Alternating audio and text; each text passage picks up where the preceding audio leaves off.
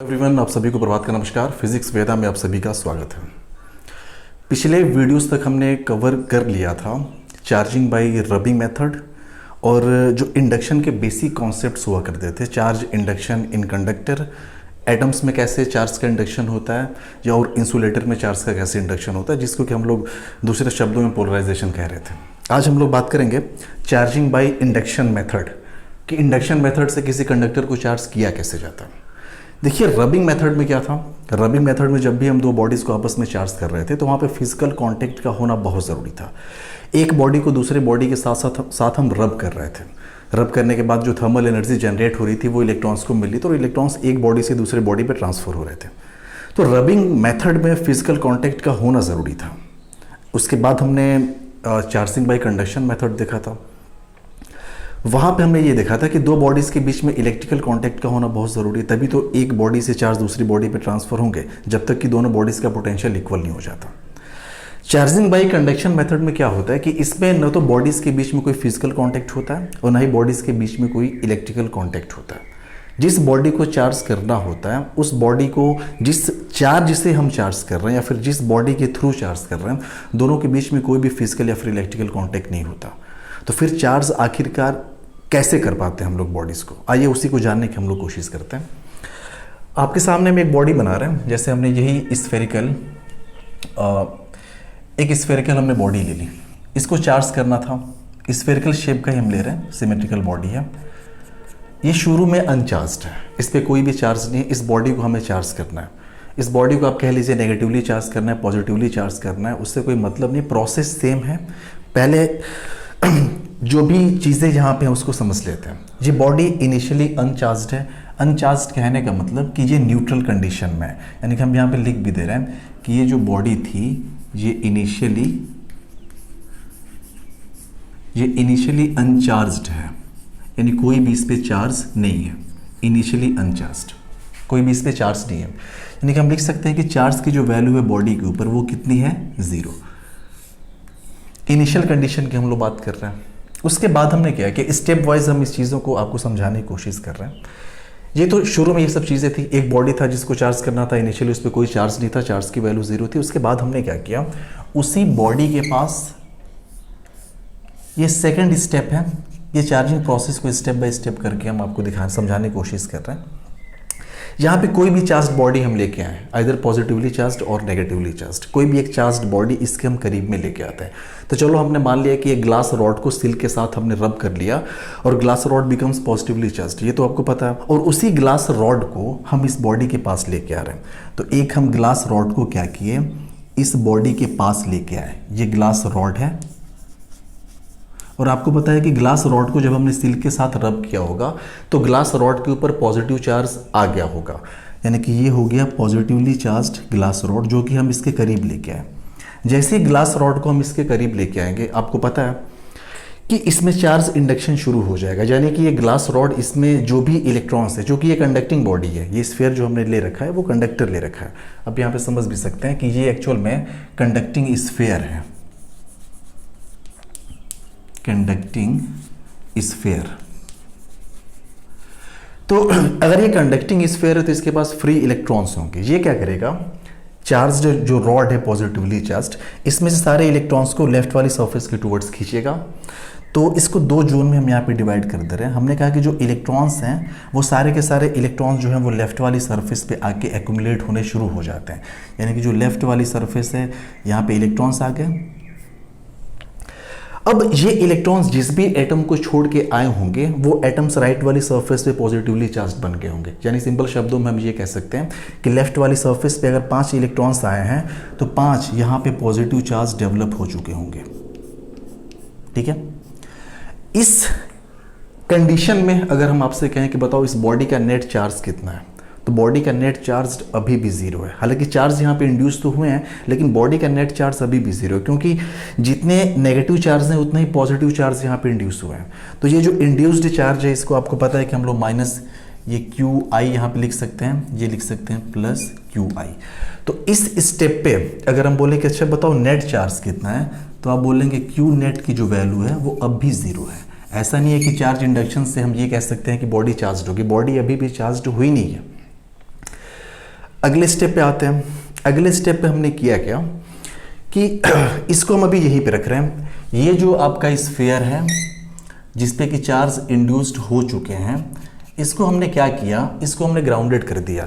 ये अपना जो रॉड था ये अभी भी यहीं पे है, इस रॉड को हमने अभी हटाया नहीं है। ये जो पॉजिटिवली चार्ज रॉड थी अपनी, और यहाँ पे लेफ्ट वाली सरफेस पे अभी भी चार्ज का इंडक्शन है, यानी कि नेगेटिव चार्ज यहाँ पे है। और जैसे ही हम इधर से अर्थिंग करेंगे या फिर ग्राउंडिंग कह सकते हैं, अर्थिंग करने का मतलब कि हम एक अर्थ और उस बॉडी के बीच में एक कंडक्टिंग पाथ प्रोवाइड करते हैं। अर्थिंग कर दिया हमने।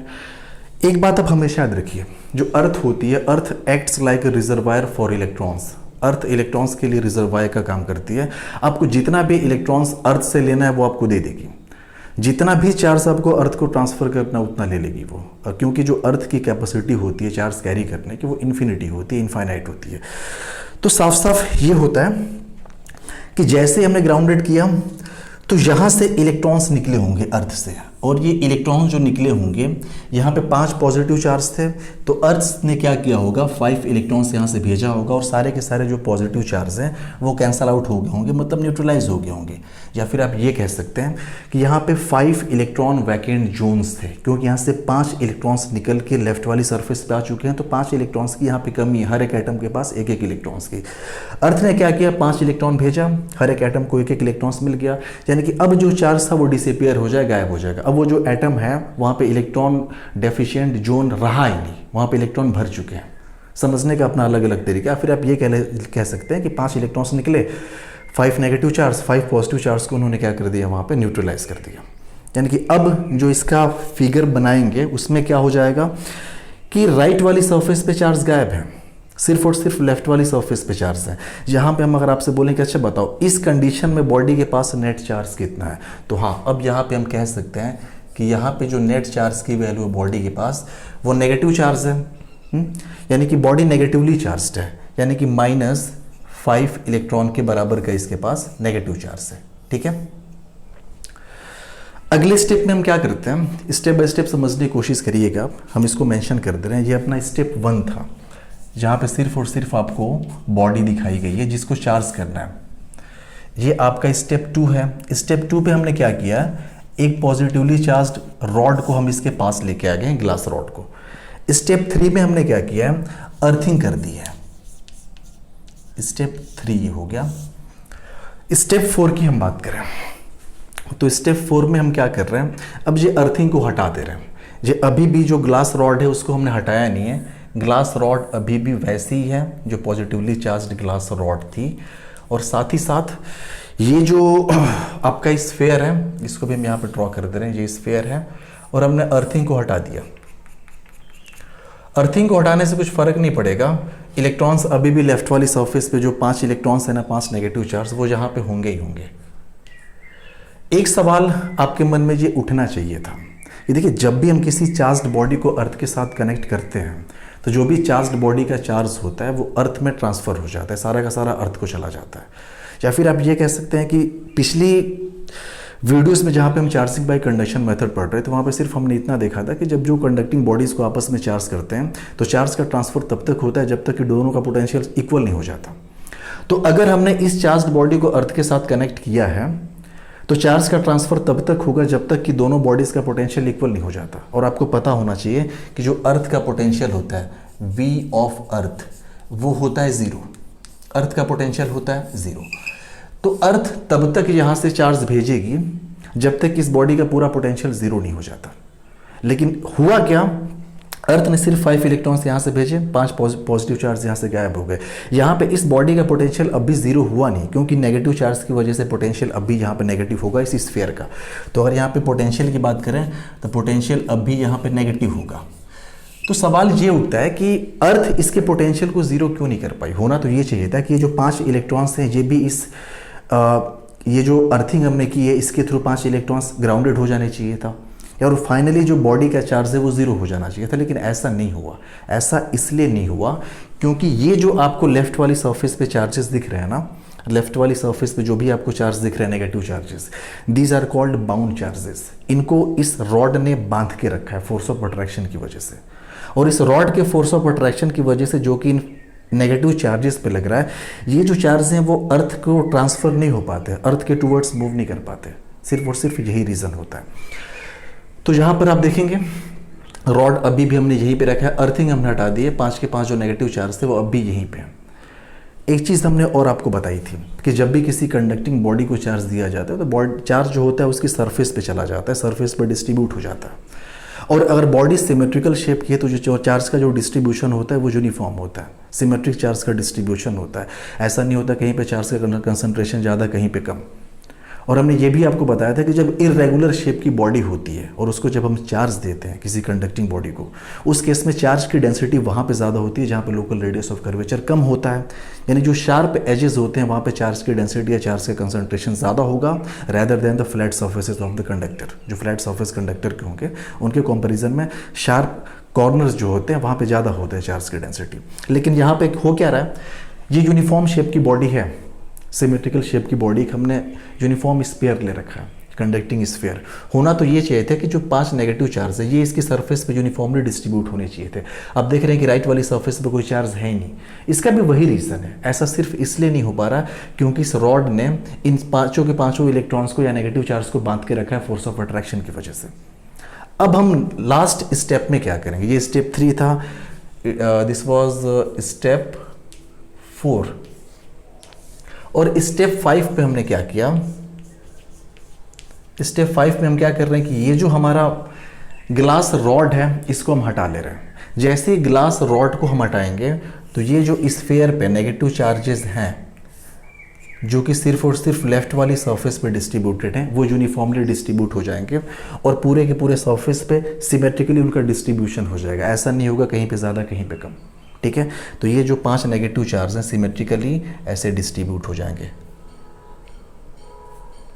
ये यानी कि अब हम कह सकते हैं कि body is become negatively charged, यानी कि ये बॉडी जो शुरू में अनचार्ज थी, हम इसी बॉडी की बात कर रहे हैं, ये जो बॉडी अनचार्ज थी इसी बॉडी को हम फाइनली नेगेटिवली चार्ज कर चुके हैं। और आपने देखा कि यहाँ पे कोई भी फिजिकल कांटेक्ट हमने नहीं किया था बॉडीज़ के बीच में। जिस बॉडी को चार्ज करना है, जिस बॉडी से चार्ज करना है, जिस बॉडी की हेल्प से, दोनों के बीच में कोई भी फिजिकल या कोई भी इलेक्ट्रिकल कॉन्टैक्ट नहीं था। अब यहाँ पे हम अगर नेट चार्ज की बात करें, देखो यहाँ पर भी नेट चार्ज वही है, 5 इलेक्ट्रॉन्स के बराबर ही। यहाँ पर नेट चार्ज कितना है, यहाँ पे भी 5 का नेगेटिव चार्ज है, 5 इलेक्ट्रॉन्स के बराबर का नेगेटिव चार्ज है।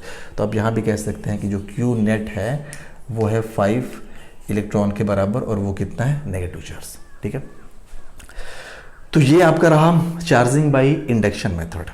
तो हमने इस बॉडी को नेगेटिवली चार्ज किया, उस केस में हम पॉजिटिवली चार्ज रॉड इसके पास लेके आए थे। अगर जस्ट इसको अगर हमें पॉजिटिवली चार्ज बनाना होता तो यहाँ पे हम वो बॉडी लेके आते जो नेगेटिवली चार्ज होती, जैसे कि हम सिल्क का वही कपड़ा लेके आ जाते जिस सिल्क के कपड़े से इसको हमने पॉजिटिवली चार्ज किया था। अगर यहाँ पे हम सिल्क का क्लॉथ लेके आते, सिल्क नेगेटिवली चार्ज होता, लेफ्ट वाले सरफेस से पॉजिटिव चार्ज इंड्यूस होते, राइट वाले पे नेगेटिव चार्ज, अर्थिंग करते, सारे नेगेटिव चार्ज अर्थ में चले जाते, लेफ्ट वाले पॉजिटिव बचते, और जब फाइनली रॉड को हटाते तो वो जो पॉजिटिव चार्ज है वो यूनिफॉर्मली डिस्ट्रीब्यूट हो जाते through out the surface of the sphere, ठीक है। तो this is all about charging by induction method. और ये बोर्ड के पॉइंट ऑफ व्यू से थोड़ा सा इंपॉर्टेंट हो सकता है कि इसके बारे में आपसे पूछ दे कि उस प्रोसेस को आप एक्सप्लेन करिए। तो पहले प्रोसेस में हमने क्या किया, ग्लास रॉड को लेके आए थे, दूसरे स्टेप में अर्थिंग हमने किया, तीसरे स्टेप में क्या किया, अर्थिंग को हमने रिमूव कर दिया, फाइनल स्टेप में हमने क्या किया, रॉड को ही रिमूव कर दिया। तो आई होप कि ये कॉन्सेप्ट जो है आपको समझ में आया होगा अच्छे तरीके से। अगर समझ में नहीं आया तो आपको बताइए क्या करना है, आप कमेंट करिए, कोशिश करेंगे आपको समझाने के दूसरे तरीक़ों से। अगर समझ में आए तो ठीक है, वरना लगे रहेंगे, कुछ ना कुछ तो होगा ही होगा। एक सवाल यहाँ पे लिखा हुआ है, एक क्वेश्चन है, थ्योरेटिकल है। अ चार्ज्ड बॉडी, एक चार्ज बॉडी जो होती है always attract an uncharged body, एक अनचार्ज्ड बॉडी को हमेशा अट्रैक्ट करती है एक चार्ज्ड बॉडी। ऐसा क्यों होता है, वाई? इसके बारे में थोड़ा सा हम जान लेते हैं, क्योंकि देखो चार्ज इंडक्शन का ही कॉन्सेप्ट इसमें इन्वॉल्व होता है, इसी वजह से ये थोड़ा क्वेश्चन इंपॉर्टेंट हो जाता है। प्रैक्टिकल एक्सपेरिमेंट या प्रैक्टिकल ये सब चीज़ें आपने की होंगी बचपन में, जैसे कंघे को जैसे ही हम बाल अपने बना लेते हैं तो वो जो कंघा होता है वो इलेक्ट्रीफाइड हो जाता है, वो चार्ज्ड हो जाता है। और जब उस कंघे को छोटे छोटे कागज़ के टुकड़ों के पास लेके जाते हैं तो वही कंघा क्या करता है, कागज़ के टुकड़ों को अट्रैक्ट करना शुरू करता है। और सिर्फ उसी केस में नहीं, एक पेन को आप बालों में रब करिए, उस पेन से जब आप खींचेंगे ना, छोटे छोटे कागज़ के टुकड़े होंगे तो वो कागज़ के जो टुकड़े होते हैं आके उस पर चिपक जाते हैं। ऐसा क्यों होता है? तो हम सिर्फ एक एग्जाम्पल की हेल्प से समझेंगे। जैसे मान लो जो हम कंघे की बात करें, चलो हमने मान लिया कोई कंघा हमारे पास है, ये कौन सा चार्ज है इसके ऊपर ये इंपॉर्टेंट नहीं है। हमने मान लिया कि ये कोई कॉम है और ये पॉजिटिवली चार्ज्ड है। पॉजिटिव चार्ज इस पे कहाँ से आया उस बात से कोई फर्क नहीं पड़ता, सिर्फ हमें ये देखना है कि एक चार्ज्ड बॉडी अनचार्ज्ड बॉडी को कैसे अट्रैक्ट करती है। और इसके सामने एक रखा हुआ है कोई पीस ऑफ पेपर है छोटा सा ऐसे, ये पेपर है और ये जो पेपर है इस पर कोई चार्ज नहीं है, यानी Q इज इक्वल्स टू, इस पर हमने क्या मान रखा है, 0। नेट चार्ज इस पर 0 मान रखा है, मतलब ये न्यूट्रल है, मतलब अनचार्ज्ड है। अब जैसे ही ये चार्ज्ड कॉम्ब हम इसके पास लेके आएंगे, हमने पढ़ा था चार्ज इंडक्शन इन इंसुलेटर। इंसुलेटर में क्या होता है कि जो एटम्स होते हैं वो डाइपोल्स में कन्वर्ट हो जाते हैं, ठीक है। और जो डाइपोल्स होता है उनका जो अलाइनमेंट होता है उस चार्ज के अलोंग होता है, तो इसमें बहुत सारे डाइपोल्स बन जाएंगे। इस कंघे के अंदर एक ही एटम तो होगा नहीं, बहुत सारे एटम्स होंगे, सबके सब क्या होंगे, डाइपोल्स में कन्वर्ट हो जाएंगे। जैसे ही वो डाइपोल में कन्वर्ट होंगे तो आपको पता है ये नेगेटिव होगा, ये पॉजिटिव, ये नेगेटिव, ये पॉजिटिव, ये नेगेटिव, ये पॉजिटिव, ये नेगेटिव, ये पॉजिटिव, ये नेगेटिव, ये पॉजिटिव। सिर्फ और सिर्फ 5 ही डाइपोल नहीं बनेंगे, करोड़ों अरबों बनेंगे, क्योंकि एटम्स को हम वहाँ पे काउंट थोड़ी कर पा रहे हैं कितने नंबर ऑफ एटम्स है, हर एक एटम पोलराइज्ड होगा वहाँ पे। यानी कहने का सिर्फ और सिर्फ ये मतलब है कि ये जो लेफ्ट वाली सरफेस है, ये वाली जो फेसिंग सरफेस है जो पेपर की, जो कि कॉम्ब को फेस कर रही है, उस वाली सरफेस पे आप देख सकते हैं कि जो नेट चार्ज है वो नेगेटिव है, एक तरह से नेगेटिव चार्ज यहाँ पे इंड्यूस हो गया। तो नेगेटिव चार्ज इंड्यूस होने की वजह से ये जो नेगेटिव चार्ज है इसी को हम यहाँ पे दिखा दे रहे हैं, इसी चार्ज को हम यहाँ पे दिखा दे रहे हैं। आप ऐसा मत समझिएगा कि हम सरफेस पे दिखा रहे हैं। अब ये कॉम क्या करता है, चूँकि ये पॉजिटिवली चार्ज है, ये तुरंत सारे के सारे नेगेटिव चार्ज पे फोर्स लगाता है और फाइनली ये जो आपका कागज़ का टुकड़ा है जाके क्या होता है, इससे चिपक जाता है। तो this is all about charge, a charge body always attract an uncharged body, ठीक है। तो ये क्वेश्चन आपके लिए बहुत ज़्यादा इंपॉर्टेंट हो जाता है। चार्ज इंडक्शन का छोटा सा इसमें कॉन्सेप्ट है, सिर्फ और सिर्फ यही वजह है और कोई वजह नहीं है। अगर मान लो कोई दूसरा, यहाँ पे हमने कोई ऐसी बॉडी ली है जो नेगेटिवली चार्ज्ड है, चलो हमने मान लिया कोई नेगेटिवली चार्ज्ड बॉडी है, इसको हम किसी अनचार्ज्ड बॉडी के पास ऐसे लेके आ गए। हमने मान लिया कौन सी बॉडी, इससे फ़र्क नहीं पड़ता, सिर्फ इंपॉर्टेंट ये है कि this is uncharged. Uncharged body है तो ये चार्ज्ड बॉडी क्या करेगी, इसमें डाइपोल्स को बनाना शुरू करेगी। इसमें चलो डाइपोल्स हम दिखा दे रहे हैं, ज़्यादा नहीं दिखाएंगे, कुछ ही डाइपोल्स को हम दिखा दे रहे हैं ऐसे। ये डाइपोल्स बने, डाइपोल्स में चूँकि ये नेगेटिवली चार्ज्ड है तो पॉजिटिव जो न्यूक्लियस होगा वो इस साइड में आया होगा एटम्स का, और जो इलेक्ट्रॉन क्लाउड है वो डिस्टॉर्ट होके अवे गए होंगे। अगर आपने उस वीडियो को नहीं देखा तो एक बार ध्यान से उसको ज़रूर देखिएगा, जहाँ पर हमने एटम के पोलराइजेशन के बारे में समझाया है, पिछली वीडियोज़ जो हैं, और उसमें हमने इंसुलेटर या फिर नॉन कंडक्टर, नॉन मेटल्स के भी पोलराइजेशन के बारे में हमने बताया। यहाँ पर भी यही होगा, ये नेगेटिवली चार्ज्ड है, इधर पॉजिटिव चार्ज इंड्यूस हो गया और फाइनली क्या होगा, यहाँ पे फोर्स ऑफ अट्रैक्शन एक्ट होगा और ये जाके उस पर क्या हो जाएगा, चिपक जाएगा, ठीक है। यहाँ पे अगर नेट चार्ज की बात करें, क्यू नेट, तो यहाँ भी 0 है। यहाँ पे चार्ज का सिर्फ इंडक्शन हुआ है, चार्ज इंड्यूस्ड हुआ है। ऐसा नहीं कि बॉडी चार्ज्ड हो गई है, जो भी इंड्यूस्ड चार्जेस होते हैं वो परमानेंटली नहीं होते। इस बॉडी को जैसे ही हम यहाँ से रिमूव करेंगे ना, हटाएंगे ना, ये सारे के सारे जो चार्ज, ये जो यहाँ पे डाइपोल्स बने हैं, पोलराइजेशन हुआ है, ये फिर से वैसे ही हो जाएंगे जैसे पहले थे, डिपोलराइज आप ऐसे कह सकते हैं। साथ ही साथ एक सवाल और बहुत ज़्यादा इंपॉर्टेंट, थोड़ा सा कंफ्यूजिंग भी होता है। जैसे हमने चार्ज की प्रॉपर्टीज़ के बारे में पढ़ा है कि similar charges always repels each other, और जो अपोजिट नेचर के चार्जेस होते हैं उनके बीच में फोर्स ऑफ अट्रैक्शन एक्ट होता है। लेकिन क्या ऐसा कभी पॉसिबल है कि दो बॉडीज़ हैं और दोनों सेम नेचर की चार्ज हैं, दोनों पे पॉजिटिव चार्ज है और वहाँ पे उनके बीच में फोर्स ऑफ अट्रैक्शन वर्क करे, या फिर दोनों नेगेटिवली चार्ज है और वहाँ पे फोर्स ऑफ अट्रैक्शन वर्क करे? तो हमारा जवाब होगा हाँ, ऐसा पॉसिबल है कि अगर दो बॉडीज़ हैं, दोनों के बीच में जो चार्ज का नेचर है वो सेम है, तो दोनों के बीच में फोर्स ऑफ अट्रैक्शन वर्क कर सकता है। करेगा ये ज़रूरी नहीं है, लेकिन कर सकता है। उसके लिए कुछ सर्टेन कंडीशंस होती हैं, कुछ सिचुएशंस होती हैं, तो उसको ज़रा एक बार हम समझ लेते हैं। इसका आप स्क्रीनशॉट ले लीजिए, फिर उसको हम एक बार आपको समझा दे रहे हैं, ठीक है। इसको हम रब कर रहे हैं। तो चार्ज का इंडक्शन ये बहुत ज़्यादा इंपॉर्टेंट है, सिर्फ यहीं के लिए नहीं, जब आगे हम लोग कैपेसिटर वगैरह में कॉन्सेंट्रिक शेल्स वगैरह पढ़ेंगे जहाँ पे पोटेंशियल के कॉन्सेप्ट, ये सब चीज़ें जहाँ पे हम स्टडी करेंगे ना, वहाँ पे बहुत ज़्यादा इंपॉर्टेंट हो जाता है चार्ज इंडक्शन का कॉन्सेप्ट। तो अपना जो सवाल था वो ये था कि टू सिमिलर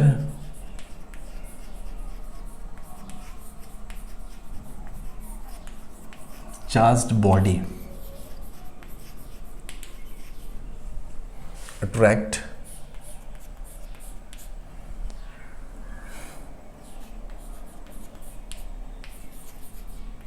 each other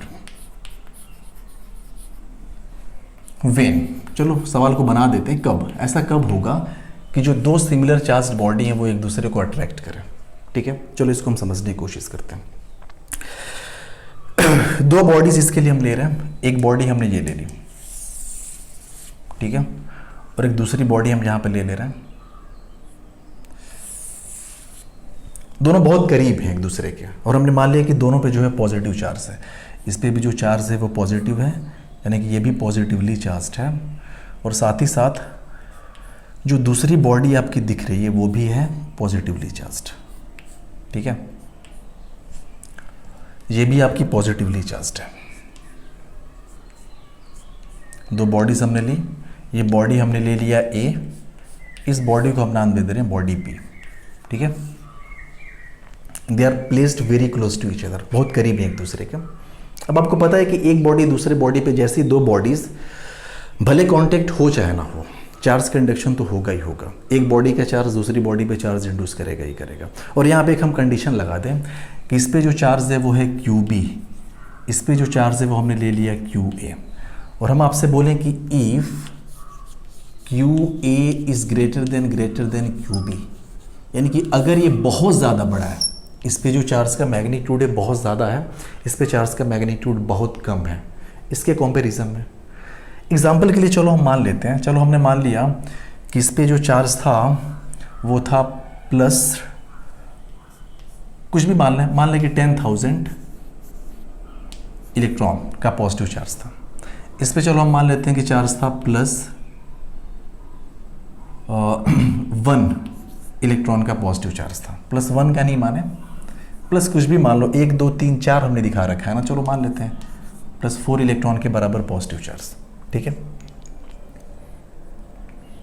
यहाँ पे डॉट डॉट कर दे रहे हैं, तो क्योंकि हमने यहाँ पे प्लस 10,000 इलेक्ट्रॉन का पॉजिटिव चार्ज मान रखा है। अब देखो होगा क्या कि ये जो बॉडी है, ये जो बॉडी ए है, इसमें चार्ज को इंड्यूस करना शुरू करेगी। तो क्या होगा कि लेफ्ट वाली सरफेस पे नेगेटिव चार्ज इंड्यूस होने शुरू होंगे, राइट वाली सरफेस पे पॉजिटिव चार्ज इंड्यूस होने शुरू होंगे।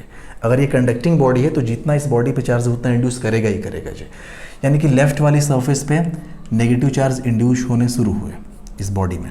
बॉडी बी की हम बात कर रहे हैं, बॉडी बी के राइट वाली सरफेस पे पॉजिटिव चार्ज इंड्यूस होने शुरू हुए। ये चार्ज का इंडक्शन हो रहा है, किस वजह से? इस बॉडी के चार्ज की वजह से। इसने क्या किया, सारे इलेक्ट्रॉन्स को लेफ्ट में खींचना शुरू किया। इसके पास इलेक्ट्रॉन्स की कमी थोड़ी थी, फ्री इलेक्ट्रॉन्स तो बहुत ज़्यादा रहे होंगे क्योंकि ये कंडक्टर है, दोनों बॉडीज़ को हमने कंडक्टर मान रखा है। अब होगा क्या कि प्लस 10,000 इलेक्ट्रॉन का पॉजिटिव चार्ज है, इसने इंड्यूस किया राइट वाली सरफेस पे, प्लस 4 तो पहले से ही थे, यानी कि अब राइट वाली सरफेस पर आप ये कह सकते हैं कि जो चार्ज की वैल्यू होगी वो हो जाएगी 10,004 इलेक्ट्रॉन के बराबर का पॉजिटिव चार्ज। ठीक है, ऐसा हो जाएगा। लेफ्ट वाली सरफेस पे सिर्फ और सिर्फ -10,000 इलेक्ट्रॉन का नेगेटिव चार्ज होगा। ठीक है, क्योंकि लेफ्ट वाली सरफेस पे इसने नेगेटिव चार्ज इंड्यूस किया। पॉजिटिव चार्ज भी देखो उतना इंड्यूस करेगा, 10,000 इलेक्ट्रॉन के बराबर का पॉजिटिव चार्ज, लेकिन 4 इलेक्ट्रॉन के बराबर का पॉजिटिव तो ऑलरेडी इस पे था ना पहले से, वो भी जुड़ गया। अब देखिए हो क्या रहा है, ये जो बॉडी ए है और जो बॉडी बी है, बॉडी बी का जो लेफ्ट वाला फेस है, जो लेफ्ट वाली सरफेस है, लेफ्ट जो फेसिंग है, इस पे 10,000 इलेक्ट्रॉन का नेगेटिव चार्ज है और इस पे 10,000 इलेक्ट्रॉन का पॉजिटिव चार्ज है। ये लेफ्ट वाली फेस को फोर्स ऑफ अट्रैक्शन लगा के खींचेगा, यानी कि चलो इसको हम नाम दे दें, ये लेफ्ट वाली फेस है और ये राइट वाली फेस है।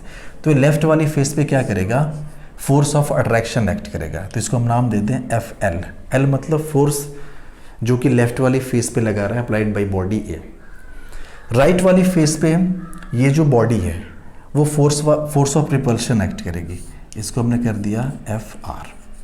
अब ज़रा इसको ध्यान से आप समझिएगा। पहली बात तो आपको पता है कि जो कूलम का फोर्स होता है वो सेपरेशन पे डिपेंड करता है। अगर डिस्टेंस चार्जेस के बीच में कम है तो फोर्स की वैल्यू ज़्यादा होती है, डिस्टेंस अगर ज़्यादा है तो फोर्स की वैल्यू कम हो जाती है। अब देखिए हो क्या रहा है, ये जो Fl है इस B को खींचेगा A के टूवर्ड्स, लेकिन जो Fr है बॉडी B को अवे लेके जाएगा फोर्स ऑफ रिपल्शन की वजह से। जी Fr तो फोर्स ऑफ रिपल्शन है ना, अप्लाइड बाय द बॉडी है। Fl is the force of attraction applied by the body है ऑन द बॉडी B। कौन सा फोर्स ज़्यादा होगा तो आप बोलोगे ऑब्वियस सी बात है Fl का जो मैग्नीट्यूड होगा वो ज़्यादा होगा। क्यों? क्योंकि जो लेफ्ट वाली सरफेस है ना ये इसके काफ़ी करीब है, ये डिस्टेंस कम है। और इसके सेंटर से हम डिस्टेंस लें तो ये डिस्टेंस देखो इतना है, राइट वाली फेस का डिस्टेंस इतना है। तो राइट वाली फेस अगर दूर है सेंटर से, इसका मतलब राइट वाली फेस पे जो फोर्स ऑफ रिपल्शन एक्ट होगा वो कम एक्ट होगा, और लेफ्ट वाली फेस पे जो फोर्स ऑफ अट्रैक्शन एक्ट हो रहा है वो ज़्यादा एक्ट हो रहा है। अब आप बोलेंगे नहीं, एक चीज़ तो ये भी होना चाहिए था कि राइट वाली सरफेस पे चार्ज ज़्यादा है तो इसकी वैल्यू ज़्यादा होनी चाहिए। देखिए 4 इलेक्ट्रॉन्स ही सिर्फ ज़्यादा है, ऐसा नहीं कि बहुत ज़्यादा चार्ज है। ये 4 इलेक्ट्रॉन से बहुत ज़्यादा फर्क नहीं पड़ेगा। तो फाइनली डिस्टेंस कम होने की वजह से लेफ्ट वाली सरफेस का इस बॉडी ए के साथ डिस्टेंस कम होने की वजह से Fl डोमिनेट करेगा और फाइनली बॉडी जो B है आके चिपक जाएगी। इट मीन्स ये दोनों बॉडी सिमिलर नेचर की थी, लेकिन उसके बावजूद भी इन दोनों के बीच में क्या एक्ट हुआ, फोर्स ऑफ अट्रैक्शन एक्ट हुआ। तो यहाँ पे आप सिंपल एक चीज़ लिख सकते हैं कि जो Fl है वो ग्रेटर देन होगा Fr से, ठीक है ना। एंड फाइनली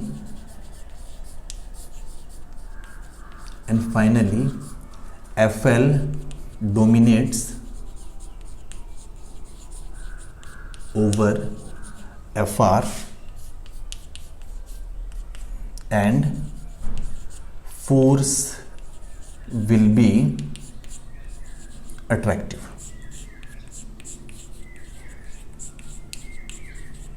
ठीक है, तो यहाँ पे आपने देखा कि फोर्स कैसा एक्ट हुआ, अट्रैक्टिव फोर्स एक्ट हुआ। यानी फाइनल जो दोनों के बीच में फोर्स एक्ट होने वाला है वो फोर्स कैसा एक्ट होने वाला है, अट्रैक्टिव फोर्स।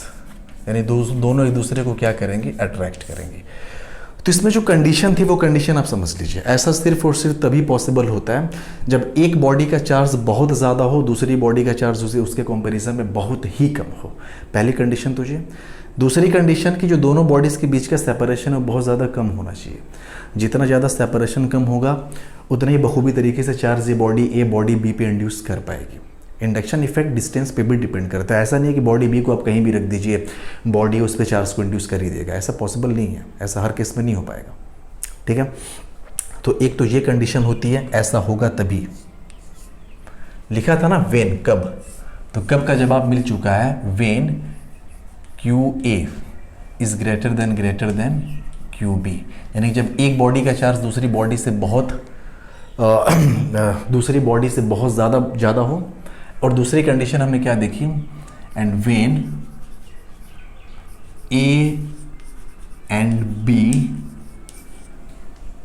placed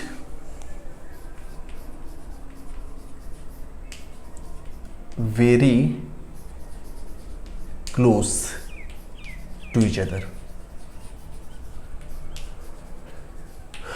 तो आशा करता हूँ कि आपको ये कॉन्सेप्ट समझ में आया होगा, चार्जिंग बाय इंडक्शन मेथड। और ये जो दो सवाल थे छोटे छोटे जो थ्योरेटिकल क्वेश्चंस हैं जो कि पूछे जा सकते हैं, तो इसमें अभी आपको कोई कन्फ्यूज़न नहीं होगा।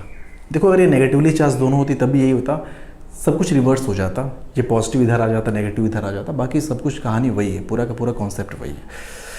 तो अब हम लोग स्टार्ट करेंगे अपना जो भी डेरिवेशन का सेक्शन है, अब शुरू होगा अपना। अब हम लोग शुरुआत करेंगे कूलम्स लॉ के साथ। तो अगली वीडियो में हम लोग मिलते हैं कूलम्स लॉ के साथ। Thank you.